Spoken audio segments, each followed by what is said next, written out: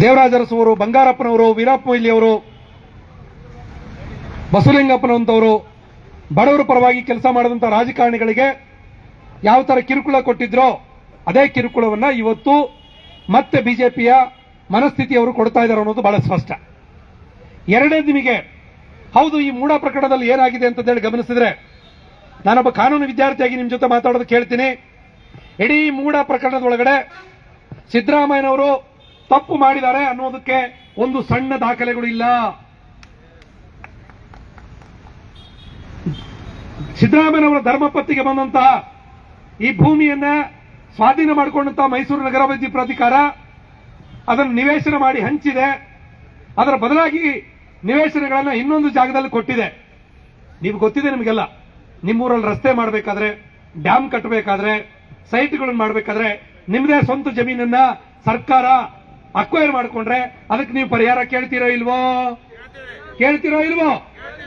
ಆ ಪರಿಹಾರದ ಬದಲಾಗಿ ಅವರಿಗೆ ಇನ್ನೊಂದು ಕಡೆ ಸೈಟ್ ಕೊಟ್ಟಿದ್ದಾರೆ. ಸರಿ, ಸೈಟ್ ಕೊಟ್ಟಿದ್ಯಾರು? ಸಿದ್ದರಾಮಯ್ಯನವರ ಸರ್ಕಾರದ, ಬಿಜೆಪಿ ಜೆಡಿಎಸ್ ಸರ್ಕಾರ. ಮೈಸೂರು ನಗರಾಭಿವೃದ್ಧಿ ಪ್ರಾಧಿಕಾರದಲ್ಲಿ ಅಧ್ಯಕ್ಷರು ಮುಖ್ಯಸ್ಥರು ಯಾರಾಗಿದ್ರು? ಸಿದ್ದರಾಮಯ್ಯನವರಾಗಿದ್ರ, ಬಿಜೆಪಿ ಅವರಾಗಿದ್ರು. ಆ ಸಂದರ್ಭದಲ್ಲಿ ಸಿದ್ದರಾಮಯ್ಯನವರಾದ್ರೂ ಸಚಿವರಾಗಿದ್ರ, ಮುಖ್ಯಮಂತ್ರಿ ಆಗಿದ್ರ, ಮೂಡದಲ್ಲಿದ್ರ, ಅಧಿಕಾರಿ ಆಗಿದ್ರ? ಏನೂ ಆಗಿರಲಿಲ್ಲ. ಹಾಗಾದ್ರೆ ಸೈಟ್ ಕೊಟ್ಟವರು ಯಾರು? ಬಿಜೆಪಿ ಅವರು. ಇವತ್ತು ತಪ್ಪಾಗಿದೆ ಅಂತ ಹೇಳಿ ಸ್ಟ್ರೈಕ್ ಮಾಡ್ತಾ ಇರೋರು ಯಾರು? ಅವರೇ ಸೈಟ್ ಕೊಟ್ಟು ಈಗ ಅವರೇ ಬೀದಿ ಹಿಡಿದು ಪಾದಯಾತ್ರೆ ಮಾಡ್ತಾ ಇದ್ದಾರೆ ಅಂತಂದ್ರೆ ಇದು ಅವರ ಬಿಜೆಪಿಯವರ ನಾಟಕನೋ ಅಥವಾ ಇನ್ನೇನೋ? ನಾಟಕ ಮಾಡ್ತಾ ಇರೋದು ಬಹಳ ಸ್ಪಷ್ಟ. ಇವತ್ತು ನಾವು ಕೇಳ್ತಾ ಇದ್ದೀವಿ, ಮಾನ್ಯ ಬಿಜೆಪಿ ಅವರೇ, ಸಿದ್ದರಾಮಯ್ಯನವರು ತಪ್ಪು ಮಾಡಿದ್ದಾರೆ ಅಂತಂದ್ರೆ ಆ ದಾಖಲೆಗಳನ್ನ ಬಹಿರಂಗಗೊಳಿಸಿ ನಾವು ಚರ್ಚೆಗೆ ರೆಡಿ ಇದ್ದೀವಿ, ದಾಖಲೆಗಳನ್ನು ತಗೊಂಡು ಬಹಿರಂಗ ಚರ್ಚೆಗೆ ಬನ್ನಿ. ಬರ್ತಾರಾ? ಬರೋದಕ್ಕೆ ತಾಕತ್ತಿದೆಯಾ?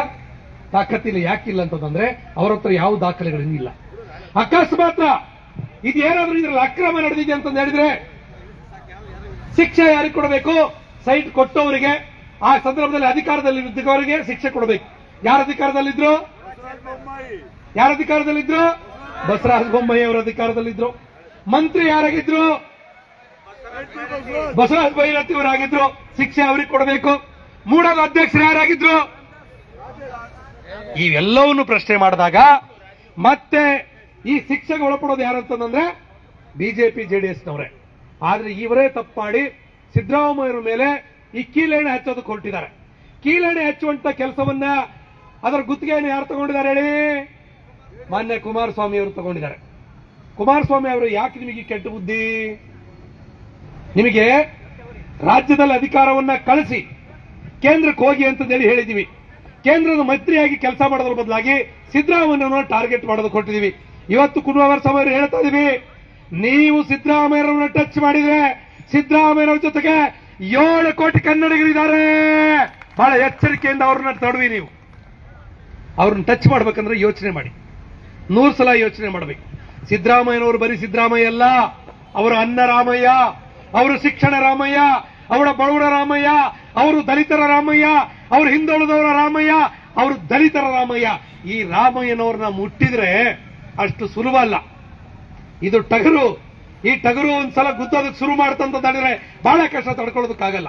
ಯಾಕಂದ್ರೆ ಸಿದ್ದರಾಮಯ್ಯನವರು ಇವತ್ತು ಸಂವಿಧಾನ ಪರವಾಗಿ ನಿಂತಿದ್ದಾರೆ, ದಲಿತರ ಪರವಾಗಿ ನಿಂತಿದ್ದಾರೆ, ಬಡವರ ಪರವಾಗಿ ನಿಂತಿದ್ದಾರೆ. ಇವತ್ತು ವಿದ್ಯಾರ್ಥಿಗಳು ಬೀದಿಗೆ ಬಂದಿದ್ದೀವಿ. ಯಾಕೆ ಬಂದಿದ್ದೀವಿ ಗೊತ್ತಾ? ವಿದ್ಯಾರ್ಥಿಗಳ ಪರವಾಗಿ 10 ದಲಿತರ ಪರವಾದಂತಹ ಕಾರ್ಯಕ್ರಮಗಳನ್ನು ತಂದಿದ್ದಾರೆ. ವಿದ್ಯಾಶ್ರೀ ಯೋಜನೆಯನ್ನು ತಂದಿದ್ದಾರೆ.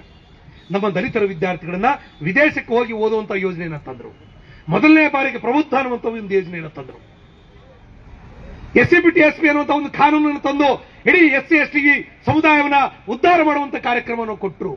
ವಿದ್ಯಾರ್ಥಿ ವೇತನವನ್ನು ಹೆಚ್ಚಳ ಮಾಡಿದರು. ನಮ್ಮ ಹಾಸ್ಟೆಲ್ನ ವಿದ್ಯಾರ್ಥಿಗಳು ಒಂದು ರೀತಿಯಲ್ಲಿ ಜೈಲಲ್ಲಿ ಕೊಡುವಂತಹ ಕಳಪೆ ಗುಣಮಟ್ಟದ ಅಕ್ಕಿಯನ್ನು ತಿಂತಾ ಇದ್ರು. ಇವತ್ತಿಡೀ ನಮ್ಮ ರಾಜ್ಯ ಸರ್ಕಾರದ ಹಾಸ್ಟೆಲ್ಗಳಲ್ಲಿ ಊಟ ಮಾಡ್ತಾರಂತ ಅಕ್ಕಿ ಯಾವುದು? ಯಾವ ಅಕ್ಕಿ ಕೊಡ್ತಾ ಇದ್ದಾರೆ? ಹಿಂದೆ ರೇಷನ್ ಅಕ್ಕಿ ಕೊಡ್ತಾ ಇದ್ರು. ಇವತ್ತು ಯಾವ ಅಕ್ಕಿ ಕೊಡ್ತಾ ಇದ್ದಾರೆ? ನಮಗೆ ಗುಣಮಟ್ಟದ ಒಳ್ಳೆ ಸೋನಾ ಮುಸುರಿ ಅಕ್ಕಿಯನ್ನು ಕೊಡ್ತಾ ಇದ್ದಾರೆ. ಯಾರು ಅದನ್ನು ಆದೇಶ ಮಾಡಿದ್ದು? ಸಿದ್ದರಾಮಯ್ಯನವರು. ವಿದ್ಯಾರ್ಥಿ ವೇತನವನ್ನು ಹೆಚ್ಚು ಮಾಡಿದ್ರು. ವಿದ್ಯಾರ್ಥಿನಿಯರಿಗೆ ಡಿಗ್ರಿವರೆಗೂ ಉಚಿತವಾಗಿ ಓದುವಂತಹ ಒಂದು ಅವಕಾಶವನ್ನು ಮಾಡಿದ್ರು. ಸರ್ಕಾರಿ ಕಾಲೇಜಲ್ಲಿ ಓದುವಂತಹ ಯಾವ ವಿದ್ಯಾರ್ಥಿನಿ ಇವತ್ತು ಫೀಸ್ ಕಟ್ಟೋದಕ್ಕೆ ಅವಕಾಶ ಇಲ್ಲ. ಅದನ್ನು ಯೋಜನೆ ತಂದಿದ್ಯಾರು? ಸಿದ್ದರಾಮಯ್ಯನವರು. ವಿದ್ಯಾರ್ಥಿಗಳಿಗೆ ಉಚಿತವಾಗಿ ಬಸ್ ಪಾಸ್ ಯೋಜನೆಯನ್ನು ತಂದರು. ತಾಯಂದ್ರಿಗೆ ಉಚಿತವಾಗಿ ಬಸ್ ಪಾಸ್ ಅನ್ನು ತಂದ್ರು, OBC ವಿದ್ಯಾರ್ಥಿಗಳಿಗೆ ಶುಲ್ಕ ರಹಿತವಾದಂತಹ ಒಂದು ವ್ಯವಸ್ಥೆಯನ್ನು ತಂದ್ರು.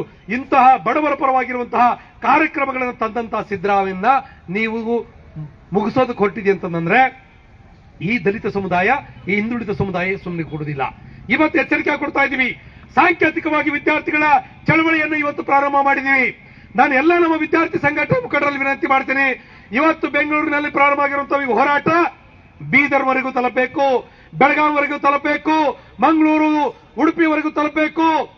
ರಾಜ್ಯದ ಮೂಲೆ ಮೂಲೆಯಲ್ಲಿ ವಿದ್ಯಾರ್ಥಿಗಳು ಸಿದ್ದರಾಮಯ್ಯನವರ ಜೊತೆ ನಿಲ್ಲಬೇಕು, ಸರ್ಕಾರ ಜೊತೆ ನಿಲ್ಲಬೇಕು. ನೋಡಿ, ಸರ್ಕಾರ ಅಂದ್ರೆ ಏನು? ಆಟದ ಇದು ಗೊಂಬೆ ಅಂತ ತಿಳ್ಕೊಂಡಿದ್ದೀರಾ? ಇವತ್ತು ಚುನಾವಣೆ ಆಗಿದೆ. ಈಗ ನಾವು ಸರ್ಕಾರವನ್ನು ರಚನೆ ಮಾಡ್ಕೊಂಡಿದ್ದೀವಿ. ಇಡೀ ಕೋವಿಡ್ ನಂತರದಲ್ಲಿ ಏನು ಇಷ್ಟೆಲ್ಲ ತಾಪತ್ರಗಳಾಗಿದ್ವು, ಆ ತಾಪತ್ರಗಳನ್ನೆಲ್ಲ ಸರಿ ಮಾಡ್ಕೊಳ್ಳೋದಕ್ಕೆ ಸರ್ಕಾರ ಈಗ ಕೆಲಸ ಮಾಡೋದಕ್ಕೆ ಶುರು ಮಾಡ್ತಾ ಇದ್ರೆ, ಈಗ ಸರ್ಕಾರವನ್ನ ಬೀಳಿಸುವಂತಹ ಒಂದು ಕೆಲಸವನ್ನ ಕುಮಾರಸ್ವಾಮಿ ಅವರು ಮಾಡೋದಕ್ಕೆ ಕೊಟ್ಟಿದ್ದಾರೆ. ಕುಮಾರಸ್ವಾಮಿ ಅವರಿಗೆ ಕೃಪಾ ಕಟಾಕ್ಷವಾಗಿ ನರೇಂದ್ರ ಮೋದಿ ಅವರು ಮತ್ತು ಅಮಿತ್ ಶಾ ಅವರು ನಿಂತಿದ್ದಾರೆ. ಆದ್ರೆ ನಮಗೆ ದುರಂತ ಅಂತಂದ್ರೆ ಇಂತಹ ಕೆಟ್ಟ ಕೆಲಸಕ್ಕೆ ರಾಜ್ಯಪಾಲರು ಮುನ್ನುಡಿಯನ್ನು ಬರೆಯೋದಕ್ಕೆ ಹೊರಟಿದ್ದಾರೆ.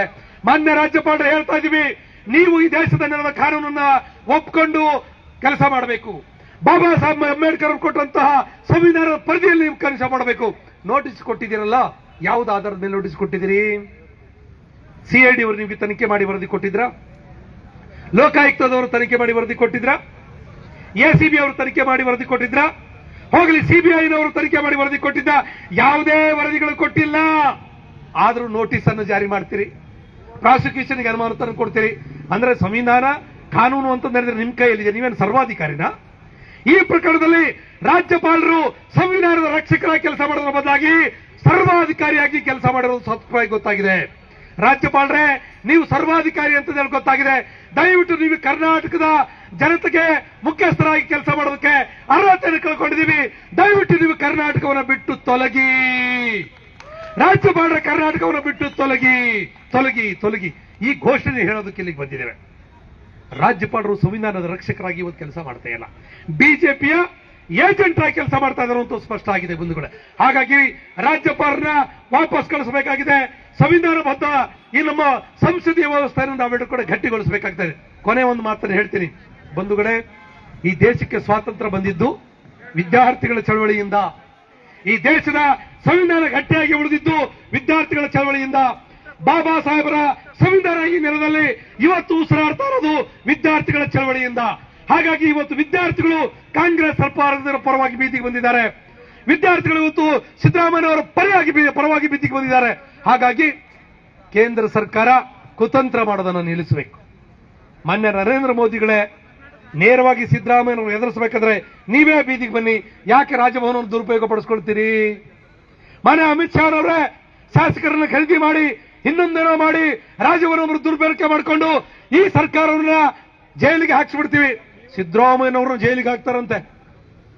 ಹಲೋ, ಕೇಳಿಸ್ಕೊಳ್ಳಿ, ಸಿದ್ದರಾಮಯ್ಯನವ್ರನ್ನ ಜೈಲಿಗೆ ಹಾಕ್ತಾರಂತೆ, ಸರ್ಕಾರವನ್ನು ಬೀಳಿಸ್ತಾರಂತೆ.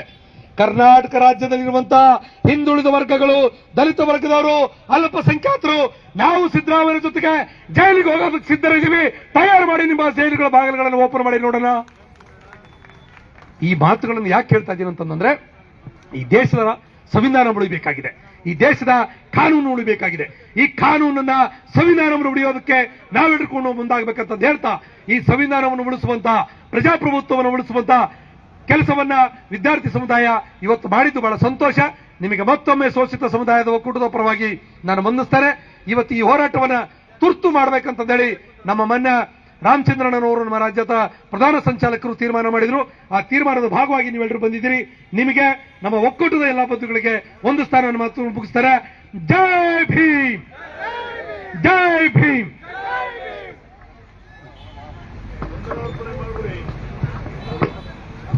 ಈ ಒಂದು ರಾಮಚಂದ್ರಣ್ಣ ನೀವು ಈ ಒಂದು ಪಂಜಿನ ಮೆರವಣಿಗೆ ಕಾರ್ಯಕ್ರಮವನ್ನ ಯಶಸ್ವಿಗೊಳಿಸಿದ್ದಕ್ಕಾಗಿ ಎಲ್ಲಾ ವಿದ್ಯಾರ್ಥಿಗಳಿಗೂ ಕೂಡ ನಾನು ಧನ್ಯವಾದಗಳನ್ನ ಹೇಳ್ತಾ, ಈ ಒಂದು ಕಾರ್ಯಕ್ರಮದ ಯಶಸ್ಸಿಗೆ ಸಹಕರಿಸಿದಂತಹ